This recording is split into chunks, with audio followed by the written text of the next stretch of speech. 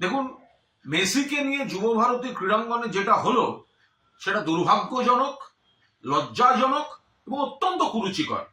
কিছু লোকের হ্যাংলামির জন্য এরকম একটা লজ্জাজনক পরিস্থিতি কলকাতার উপর হলো। কেন মেসি যখন মাঠে ঘুরছেন, এত মানুষ তারা কত শখ করে খেলার, তো মূল কথা ছিল না মেসিকে দেখতে যাচ্ছেন, মেসি আসছেন, স্বপ্নের নায়ক, মেসিকে দেখতে যাচ্ছেন। তো মাঠের মধ্যে যখন মেসি ঘুরছেন, তো বাকিরা মেসিকে একটু সামলে শুধু তার নিজস্ব দেহরক্ষী দিয়ে একটু ভিড় থেকে আগে মানুষের দিকে তাকিয়ে হাত নাড়তেন। তারা যারা এই এত দামি টিকিট কেটে দেখতে এসছেন তারা দু চোখ ভরে দেখতেন। তো সেটা করা গেল না। এত কিসের হ্যাংলামি? কয়েকজনের যে আধিক্ষেতা দেখছি, এটা কিসের? এটা মেসি দেখা না নিজেকে জাহির করা? এটা কি হ্যাংলামি হলো? ফলে দূরে যারা বসলেন, যারা গ্যালারিতে টাকা দিয়ে গেছেন, ওই ভিড়ের মধ্যে দেখতে পাচ্ছেন না। কোনো পরিকল্পনার মা বাবা নেই। এই আয়োজক এটা হচ্ছে নাকি শুধু টাকা, শুধু ব্যবসা? আর যে ক্রীড়া প্রেমীরা এখানে গেলেন, পুরো যুব ভারতী ভরিয়ে, অনেক বড় ডার্বিতেও এত লোক হয় না।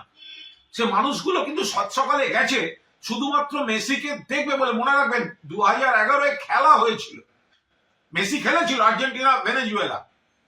আমি আর আমার এক সহকর্মী তখন চ্যানেলের প্রসেনজিৎ বক্সি, আমরা কর্নার ফ্ল্যাগে পাশে বসে খেলা দেখছিলাম অ্যাস্ট্রোটার্ফের উপর। আমাদের 12 ফুটের মধ্যে মেসি দাঁড়িয়ে কর্নার নিলেন। গোটা যুব ভারত একটা সিস্টেমে চলেছিল। এটা কি? যারা মাঠের মধ্যে, একটা মানুষ গ্যালারিতে বসে সে কি দেখবে ওই ভিড়ের মধ্যে? কোনো পরিকল্পনা থাকবে না। মাননীয় মুখ্যমন্ত্রী পৌঁছবার আগেই মেসিকে বেরিয়ে যেতে হচ্ছে।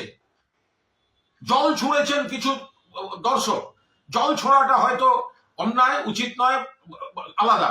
বাট তাদের ক্ষোভটা কি করে অস্বীকার করবো? যে মানুষটা এত দামি টিকিট কেটে সকালবেলা নীল সাদা জামা পরে মেসিকে দেখবেন বলে গেছেন, তিনি যদি দেখেন দূরে ওই একটা জটলা শুধু ঘুরে বেড়াচ্ছে, এই হ্যাংলাগুলো কারা? এই আয়োজকটা কে?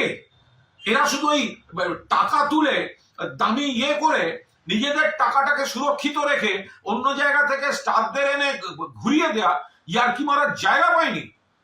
এদের বিরুদ্ধে ব্যবস্থা নেওয়া উচিত। আমি এই ক্রীড়া প্রেমী যারা সাত সকালে যুব ভারতীতে মেসিকে দেখতে গিয়ে বঞ্চিত হয়েছেন, তাদের আবেগ এবং ক্ষোভকে পূর্ণ সমর্থন করছি। বাংলার আওয়াজ, বাঙালির আবেগ, জি 24 ঘন্টা।